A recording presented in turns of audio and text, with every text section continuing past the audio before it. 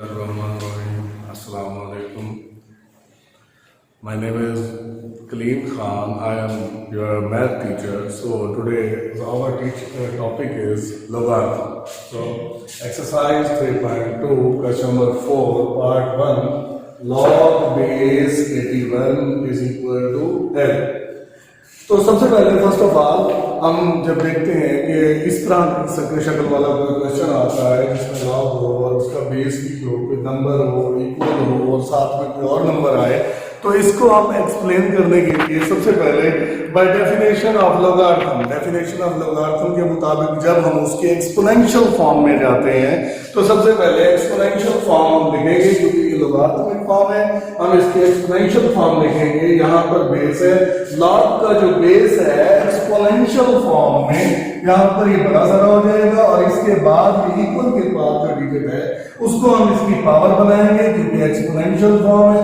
तो इस सूरत में ये इस तरह की कंडीशन में आएगा 3 raised to power L is equal to 81. So we find L की वैल्यू जो कि अननोन है, हमें इसको फाइंड करना है। तो यहाँ पर देखें कि 3 raised to power L है तो हमें इस डिजिट को भी उसी पावर के अंदर कन्वर्ट करना है। तो इसी तरह 3 raised to power L is equal to 3 raised to power 4। तो यहाँ पर हमारे पास जो प्रॉपर्टी यूज हो रही है तो उस प्रॉपर्टी के मुताबिक बेस सेम है तो उसकी पावर्स भी आपस में, यानी बेस अगर सेम हो और वो इक्वल हो तो उसके जो नंबर्स है, जो पावर्स हैं वो भी इक्वल होंगे। सो इस बात से हमारा नतीजा निकलता है which implies that L is equal to 4। तो इसी तरह जो नेक्स्ट क्वेश्चन है वो भी इसी तरीके से है, वो भी एक्सपोनेंशियल फॉर्म के सूरत में हमारे पास मौजूद है। तो उसमें भी अननोन वैल्यू हमने फाइंड करनी है। जैसे कि हमारे पास क्वेश्चन नंबर 2 है, इसमें इसका part 2 log base a 6 is equal to 0.5। तो ये भी प्रीवियस क्वेश्चन की तरह हमारे पास मौजूद है। इस प्रीवियस क्वेश्चन में भी यही कंडीशन थी, लोगारिथमिक फॉर्म था by the definition of logarithm. So इस क्वेश्चन में भी इसी तरह लोगारिथम की फॉर्म में लिखा हुआ है। तो हमने इसका अननोन जो वैल्यू हमारे पास a मौजूद है इसको हमने फाइंड करना है। तो प्रीवियस क्वेश्चन के मुताबिक हम इसमें भी एक्सपोनेंशियल फॉर्म की सिचुएशन में लिखकर हम वैल्यू फाइंड करेंगे। जैसा कि यहाँ पर देखिए एक्सपोनेंशियल फॉर्म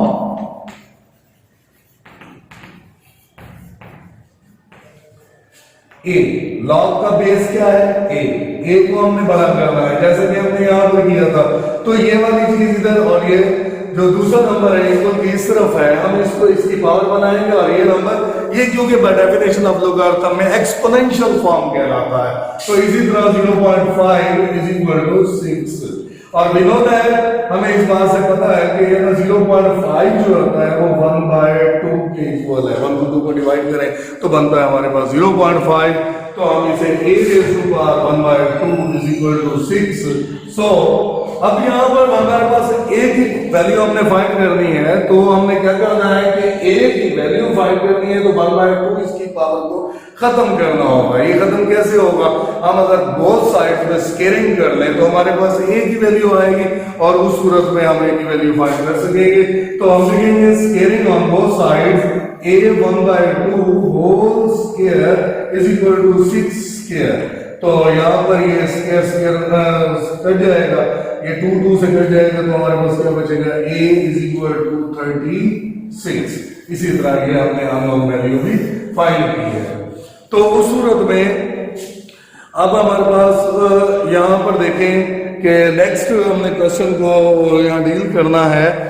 तो इस क्वेश्चन में now question number 5 evaluate the value of second part है इसका बेटा log 512 to the base 2 to under root।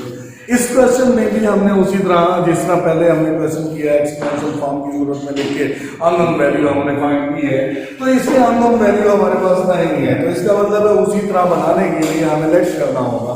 Late कैसे, लेट x कर ले, y कर ले, p कर ले, q कर ले, कोई भी हम जो है ना वो नंबर लेट कर सकते हैं। तो इसी तरह जब हम सॉल्व करेंगे तो सबसे पहला स्टेप हमारे पास क्या होगा, लेट करना। ठीक है, इसमें क्या लिखा है log 512 to the base 2 to under root। इसका मतलब है log 512 to to the base 2 under root, हम इसे लेट कर रहे हैं x के इक्वल हमने लेट किया है। तो ये भी उसी तरह हमारे पास क्वेश्चन बन गया है। तो उस क्वेश्चन के मुताबिक अब हम देखें कि उस क्वेश्चन के मुताबिक log बेस 2 under root 512 is equal to x। तो इसमें देखें log बेस 2 under root 512 is equal to x। तो इसी तरह हमने वैल्यू कौन सी फाइंड करनी है, x की वैल्यू फाइंड करनी है। तो हमने प्रीवियस मेथड हमारे पास क्या है, जब लॉगरिथमिक फॉर्म में कोई क्वेश्चन आता है तो हम उसको क्या करते हैं, उसे एक्सपोनेंशियल फॉर्म में करके हम उसके वेरिएबल की वैल्यू या वेरिएबल या अननोन की वैल्यू जो दी हुई होती है जब हम लेट करते हैं उसको हम फाइंड करते हैं। तो देखिए यहाँ पर एक्सपोनेंशियल फॉर्म,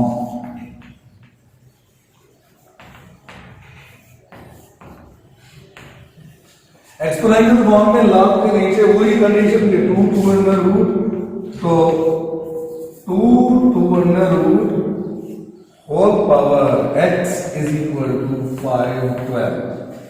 512।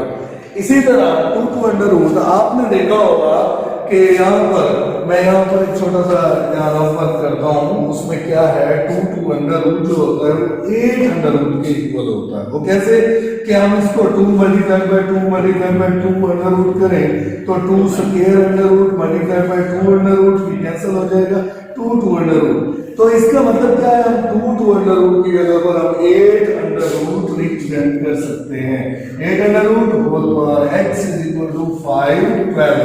तो नेक्स्ट हमारे पास है 8 अंडर रूट आया। 8 अंडर रूट को हम क्या लिखेंगे, यहाँ पर 8 raise to power 1/2 multiplied by x is equal to which 512 का मतलब क्या होता है 8 रेज़ टू पावर 3। 8 को 3 टाइम मल्टीप्लाई करने से क्या आता है 512 आता है। तो इसी तरह 8 रेज़ टू पावर 3। तो वहां पर जैसे हमने प्रीवियस क्वेश्चन में किया कि जैसे हमने वहां पर प्रॉपर्टी यूज की थी कि ये हमारे पास जो टर्म्स होती है वो सेम हो, तो हम सेम लिखेंगे और उसके बाद जो पार्ट्स हैं वो हम इक्वल करके उस वो हम प्रॉपर्टी यहाँ पर भी यूज करेंगे। तो विच इंप्लाइज दैट क्या 1/2x इज इक्वल टू 3। हमें कौन सी वैल्यू चाहिए, हमें x की वैल्यू हमने क्या करनी है, x की वैल्यू फाइंड करनी है। तो x की वैल्यू फाइंड करने के लिए हमें ये 2 को दूसरी तरफ ले जाना होगा, क्योंकि x को अकेला करने के लिए हम क्या लिखेंगे x इज इक्वल टू 2 को उधर ले जाएंगे तो ये मल्टीप्लाई हो जाएगा 3 मल्टीप्लाई बाय 2, तो x इज इक्वल टू 6। ये हमारे पास अननोन वैल्यू आ गई है। तो इस सूरत में तो चैप्टर 12 जिसमें हमारे पास 5 थ्योरम है, chapter theorem number 5, any point inside the angle equidistant from its and arm is on the bisector of it. तो इस स्टेटमेंट के मुताबिक क्या है कि एनी पॉइंट, कोई भी पॉइंट, यहाँ पर इस सिचुएशन में इस हिस्से को देखें कि कोई भी पॉइंट इनसाइड द एंगल, तो इसका मतलब हमारे पास एंगल भी होना चाहिए। तो यहाँ पर एंगल हमारे पास है AOB, तो ये हमारे पास एंगल है AOB। आगे बात हो रही है इक्विडिस्टेंट फ्रॉम इट्स आर्म्स। तो ये हमारे पास गिवन क्या है, एक तो एंगल होना चाहिए, दूसरा वो एंगल के अंदर जो हमारे पास पॉइंट है वो क्या हो, उसके वो पॉइंट उस एंगल के बाजू से इक्विडिस्टेंट होना चाहिए। ये हमारे पास गिवन स्टेटमेंट है। उसके बाद टू प्रूफ में क्या आता है, is on the bisector of it, is on the bisector of it any point, वो पॉइंट उस बाइसेक्टर के ऊपर होना चाहिए। किसके बाइसेक्टर के, उस एंगल के बाइसेक्टर के ऊपर मौजूद होना चाहिए। तो इस स्टेटमेंट में यानी कि हमारे पास गिवन में, इस स्टेटमेंट में जो गिवन है वो क्या है, any point inside the angle. एक एंगल हमने बनाया है AOB, हमारे पास एंगल है, दूसरा इक्विडिस्टेंट फ्रॉम इट्स आर्म के P से Q तक और P से R तक। ये point P, any point inside the angle, ये पॉइंट P एंगल के अंदर मौजूद है और वो इस बाजू OA और OB और OA के क्या है, इक्विडिस्टेंट है। और इक्विडिस्टेंट के मुताबिक हमने लिखा है कि ये जो साइन है इक्वल का साइन हमने लगाया है, इसका मतलब है कि P से Q तक और P से R तक इक्वल फासला है। लेकिन यहाँ पर हम देखें कि जो हमारे पास आता है कि परपेंडिकुलर यहाँ पर शो हो रहा है, P Q is perpendicular to O B, P Q P R is perpendicular to O ए।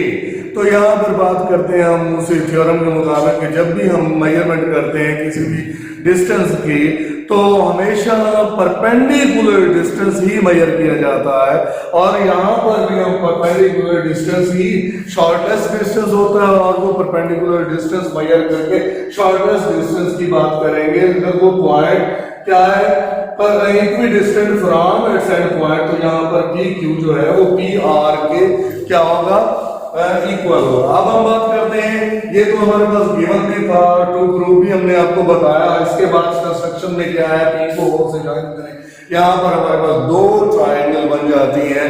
एक कौन सी, पी ओ क्यू, दूसरी ट्रायंगल है पी ओ आर। इन दो ट्रायंगल की करस्पॉन्डिंग में हम जो है ना वो एक पासोलेट या वो कॉन्ग्रुएंसी हम जो है ना उसके अंदर शो करेंगे। यहाँ पर देखें, एक तो एंगल ये हमारे पास मौजूद है, गिवन के अंदर मौजूद है, और इसी तरह दूसरा हमारे पास ये दूसरी साइड भी मौजूद है, ठीक है एक। और ये जो साइड है यहाँ पर, तो इस सूरत में हम देखेंगे कि यहाँ पर जो देखें इसमें यहाँ पर हमारे पास जो स्टेटमेंट है उसके मुताबिक गिवन टू प्रूव, और हमने कंस्ट्रक्शन को डिस्कस किया। और इसके बाद जो most important part of the theorem क्या है, प्रूफ।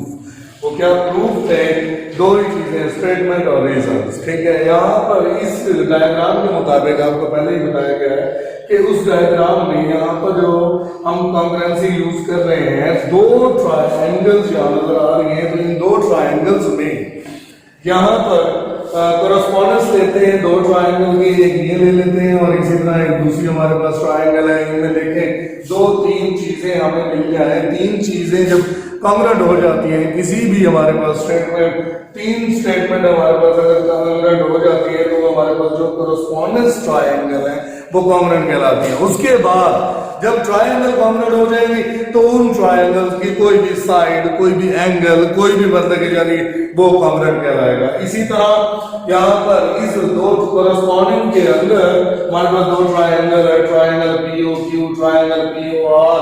तो इसमें हमारे पास क्यू पर बनने वाला एंगल और आर पर बनने वाला एंगल ये उसके बाजू है, P Q O, P Q O 90 का, पी आर ओ 90 का। तो इसी तरह ये हमारे गिवन में था। दूसरा हमारे पास पीओ पीओ कॉमन, क्योंकि कॉमन दीवार है, यानी कि यूं समझ लें कि कॉमन लाइन ये पीओ इस ट्रायंगल में भी और उस ट्रायंगल में भी, दोनों ट्रायंगल में क्या है, इक्वल है।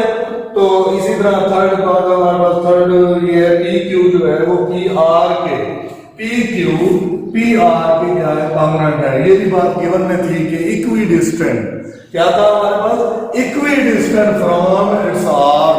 तो ये हमारे पास थर्ड वन भी हो गई। जब तीन चीजें हम प्रूव कर देते हैं, थ्री साइड्स हो, एंगल्स हो, टू एंगल्स और वन साइड हो, या थ्री साइड्स हो, या इसमें एक साइड और दो एंगल, तो इस तरह की कॉन्ग्रुएंसी। लेकिन यहाँ पर क्या है, 90 का एंगल और उसके सामने हाइपोटेन्यूस, तो इन दोनों को हम एक ही काउंट करेंगे तो हम उसे h कहेंगे। और उसके बाद हमारे पास दूसरी साइड क्या है, पी क्यू या पी आर, ये दूसरी साइड। तो उस सूरत में हमारे पास वो क्या होगा, हाइपोटेन्यूस होगा। तो इसी तरह ये कन्वर्ट कर लेंगे तो ये तीन चीजों की निस्बत हमारे पास ट्रायंगल दोनों कॉन्ग्रुएंट हो गई। तो जो हमारे पास प्रूफ था वो ये था कि P is equidistant from its endpoint is on the bisector of it। तो उस सूरत में वो P पॉइंट क्या है, बाइसेक्टर पर मौजूद है।